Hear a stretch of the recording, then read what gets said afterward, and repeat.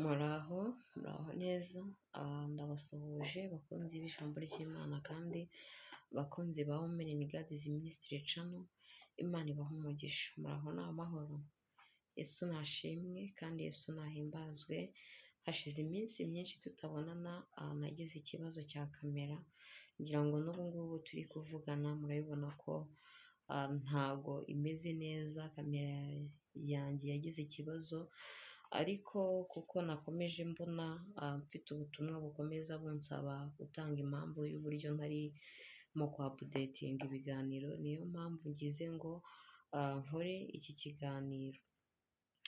Ni ikiganiro nshaka ko kiba gitoya ariko kirimo n'ijambo ry'Imana turi busange muri Zaburi 139. Rero mbere y'uko nyisoma ikiganiro cyangwa se icyo nshaka kuvuga ni uko kuri YouTube iyo utangiye gukora ugahagarara, YouTube navuga ko ari nko kukwishyuza, irakwishyuza. Rero iyo ibonye iri kukwishyuza ntukore, itangira kugenda igushiraho ibintu bimeze nk'ibihano, yego, nko kukugabanyiriza views wari umaze kugira, ndetse n'ibyo bita watch hour, amasaha warebwe ikagenda ibigabanya ibimanura. Rero ubu tuvugana nibyo birimo kuba kuri channel yanjye, views ndetse n'amasaha twari tumaze kugera kuri Women in God's Ministry birimo biragenda bimanuka cyane. Rero ni uburyo nyine iba iri gukoresha kugira ngo yongere kumpamagara cyangwa se guhamagara umuntu wese wari utangiye kureka channel ye kugira ngo akomeze umurimo. Rero mu nsengere kugira ngo Imana incire inzira mbashe kubona uburyo bwo gukoresha iyi kamera, kuko uyu ni umurimo nanjye natangiye mbikunze, kutabikora nanjye mba numva hari nk'umwenda mfite, hari nk'ikintu ntasohoje. Rero niyo mpamvu nifuza yuko mumenya ibyabaye kuri channel yacu, kandi mukanambwira nk'abakunzi banjye niba koko mubona mu gihe kamera yacu itaraba fixed, ntarabasha kuyikoresha, ese nakomeza kuba nkora ibiganiro bimeze gutya, cyangwa se ibyiza mwakihangana, nubwo YouTube yo idashobora kubyihangana, nyine ntabwo ibizi ibyabaye, iyo izakomeza igabanya ayo ma views n'amawaca nk'uko nayo babwiye, kugeza igihe nzaba nongeye nagarukiye ku murongo nkongera nkakora umunsi ku wundi.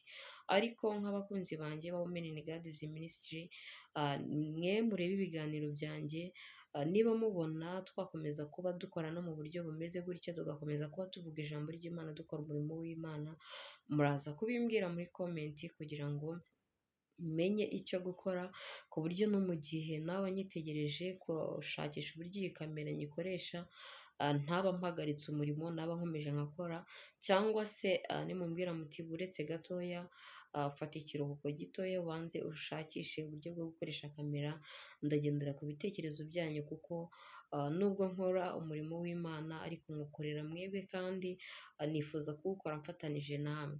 Rero Imana ibahe umugisha. Ijambo tugiye gusoma riri muri Zaburi 139, ni umurongo waho wa mbere turi busome tugeze ku murongo wa 6.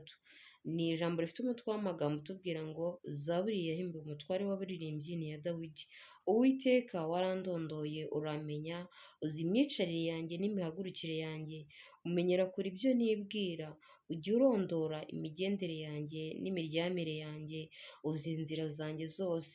Kuko ijambo ritaraba mu rurimi rwanjye uba umaze kurimenya rwose, Uwiteka. Ungose inyuma n'imbere, unshyizeho ukuboko kwawe, kumenya ibikomeye bityo ni igitangaza kinanira kuransumba, simbasha kukugeraho. Amen. Bakunzi ba Women in God's Ministry, iri ni ryo jambo nshatse ko tuvugana muri iki gitondo kandi tukarisengeramo. Ni ijambo Dawidi yabwiye Imana ngo warandondoye uramenya. Imana irakuzi, yarakurondoye irakumenya, izi imigendere yawe, izi imihagurukire yawe, izi imyicarire yawe, ndetse ngo ijambo ritaraba mu kanwa kawe Imana iba yamaze kumenya icyo ushaka kuyibwira. Rero menya ko Imana bwo ari umuremyi wacu, nta kintu na kimwe iheshwa kuri wowe, ibyawe byose irabizi, ibyo utekereza irabizi, n'ibyo ugambirira byose Imana irabizi. Reka rero muri iki gitondo dusengere muri iri jambo tubwira Imana ngo waraturondoye uratumenya, uzi ibyo tugambirira, uzi ibyo twifuza, Uwiteka azi byose ku buzima bwacu, twe n'ibyo tutaratekereza Imana irabizi ko tuzabitekereza.